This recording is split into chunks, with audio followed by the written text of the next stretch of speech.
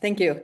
Um, Good afternoon, everyone. So I'm Donna. I'm a PhD candidate in linguistics, language documentation, and revitalization at Carleton University. And today I'm going to be introducing my dissertation research project, supporting Indigenous languages through EFL, English as a Foreign Language. So after giving a brief overview of the project and theoretical background, I'll talk about the initial development of the curriculum in the Saha Republic in Russia, and then its current implementation in Oaxaca, Mexico. So this project involves the development, implementation, and evaluation of an EFL curriculum for secondary or post-secondary English learners in communities where Indigenous or minoritized languages are spoken. Lesson topics include language, linguistics, and language documentation. And the curriculum is a template that is meant to be adapted to the local sociolinguistic context, with content and projects connected with local languages. In addition to the English language learning aims, the objectives are to increase awareness of and pride in local Indigenous or minoritized languages, to introduce students to language documentation, and hopefully to inspire some of them to get involved with local language work. Starting with a more global perspective, one rationale for this project is the huge disparity in resources available for English versus those allocated to support Indigenous and minoritized languages.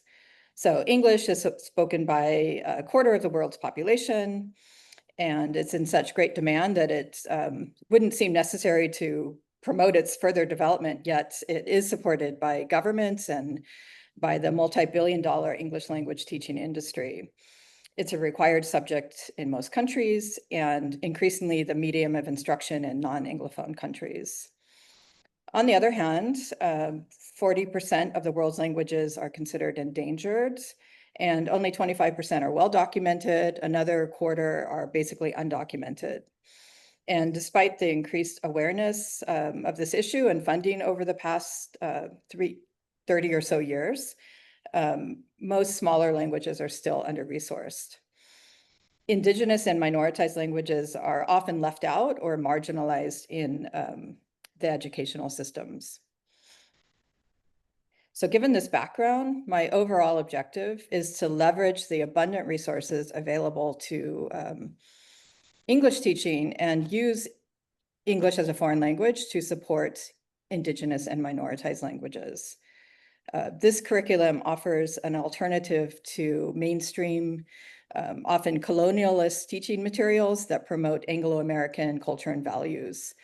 It instead features locally relevant content and extends multilingual pedagogies to include community languages that young people may or may not speak.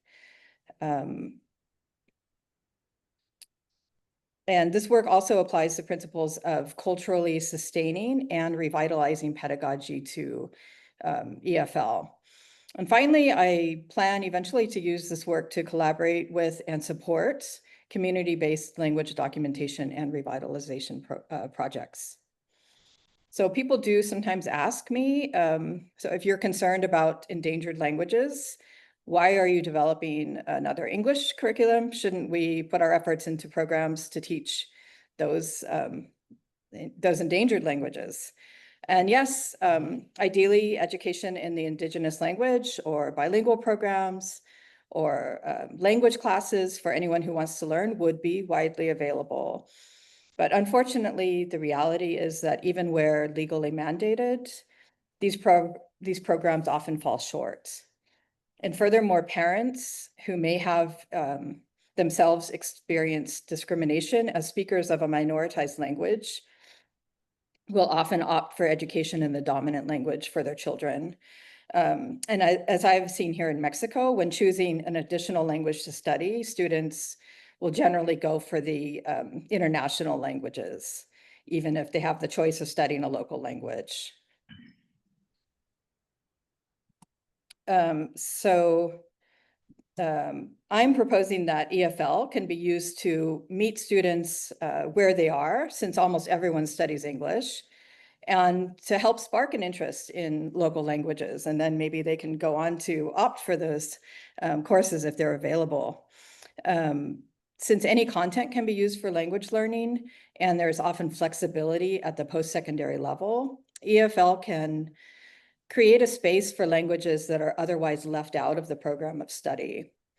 And finally, EFL professionals from Anglophone countries like me have a certain amount of privilege and influence, which we can leverage to reach teachers in schools who can then adopt a curriculum like this.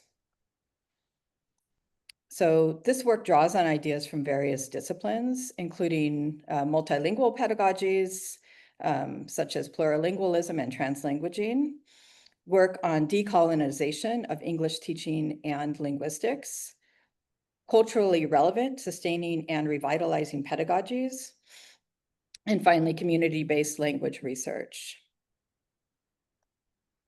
So this project got its start before I started my PhD program, and it came about as a result of the evolution of my teaching philosophy over the 7 years that I taught at a university in the Sakha Republic in northeastern Russia. I was exploring ways to make my classroom more multilingual, incorporating approaches such as plurilingualism and translanguaging. I began teaching this content towards the end of my stay there, and because of the timing, taught it online.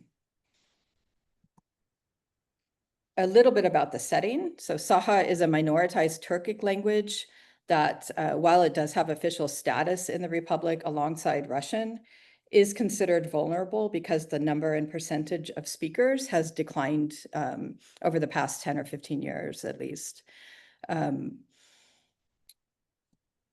And Russian is dominant in many domains, such as education, business, and media, even though it has some supports officially. So during the time that I taught there, I made several observations that informed this curriculum. Even students who were studying linguistics lacked an awareness of the issue of language endangerment and loss, even though there are several endangered languages spoken in the region, in addition to Sakha. And while most of my students had pride in their Sakha culture and language, they still considered other languages more useful or valuable. Non-fluent speakers talked about being shamed and discouraged from speaking or learning Sakha. And anyway, there were not many opportunities for them to study it. So the university offered a course for foreigners, which I took, but there wasn't a regular course for local students who had not learned as a child and wished to learn. And finally, I found that EFL learners in general could discuss English grammar quite well in English. They knew all the terminology, but struggled to describe their other languages in English. So for example, they didn't know the word for case, which is important in describing why Russian is so difficult for learners. So this language documentation curriculum was developed as a 6 to 8 lesson unit covering topics related to endangered languages and linguistic analysis. For the project, students worked in groups to transcribe, do a morpheme by morpheme gloss, and translate into Russian and English a short video clip in Sakha using the transcription software Elan. During the project work, students negotiated the division of tasks based on their language, technical, and analytical skills, and used their collective linguistic knowledge to successfully complete the project. So a good use of translanguaging. Some of the non-Sakha speaking students were hesitant at first when confronted with the project, but they were able to use their English skills and knowledge of grammatical structures, as well as technical skills, to make valuable contributions. And some of them found that they knew more Sakha than they realized. The project offered a way for non-fluent speakers to engage with the language in a non-threatening way, to approach it as a linguist, as I do. In surveys, students reported enjoying different aspects of the lessons. Their responses mentioned learning about endangered languages, the morpheme analysis, and working with Elan. And here you can see a screenshot of the Elan interface with the transcription. So now I'm currently implementing the curriculum in Oaxaca, Mexico. Oaxaca State is the most linguistically diverse in Mexico, with 16 recognized indigenous languages. For some of these are actually language families like Zapotec, which has many distinct varieties. Benito Juarez Autonomous University of Oaxaca is the main public university here, and my classes take place in the Faculty of Languages. The students study English plus their choice of one additional language, French, Italian, Japanese, Portuguese, or Zapotec. So I'm now teaching the curriculum to 2 groups of students. First, as part of a required content course, comparative linguistics, which I'm co-teaching. There are 38 students in that group. And then I'm also offering an optional extracurricular English workshop with 6 participants. Out of all of these combined participants, 2 students study Zapotec as an additional language, and 3 others report that they speak or understand some variety of Zapotec. And a few others have an indigenous language as a heritage language, but don't speak it themselves. Just going to quickly show the outline for the lessons and how the unit is organized. The first half are structured as standard lessons, and then we go into the project work, where I work with the groups of students as needed, and we sort of have a debriefing where we go over problems and so on. And here are the outlines for or plans for the first 2 lessons. As you can see, they use different media, videos, audio. They practice the 4 main skills and are structured as many EFL lessons are, with pair work, group work, class work. For the project, there are a few possibilities, a few different directions depending on the group, the languages they speak, and their levels of English and the other languages. So the larger group is doing a similar project with Elan because it fits in well with the comparative linguistics course. So students are transcribing videos in either their heritage language, in this case Zapotec, or their second foreign language. There aren't enough Zapotec speakers for everybody to work on Zapotec. A couple of students who don't speak or study Zapotec did choose to work with that language because they're interested. In the workshop group, the project will be making mini documentaries, like a 1-minute documentary or a multimedia presentation about an indigenous language. The students in that group, some of them are heritage, have Zapotec as a heritage language, but don't speak it. The evaluation of the curriculum will be based on data from my own observations, anonymous student surveys, assessment of student work, and post-course interviews. So far from the surveys, the highest rated activities have been interviewing a classmate and writing their linguistic biography, and watching and discussing video interviews that I recorded. I think the common denominator for both of these activities is that they feature authentic material, natural, English, natural language, and so on. In the segments on phonetic transcription and morphological analysis, students really seem to enjoy working on examples from languages such as Russian and Saha, and making comparisons with languages they know.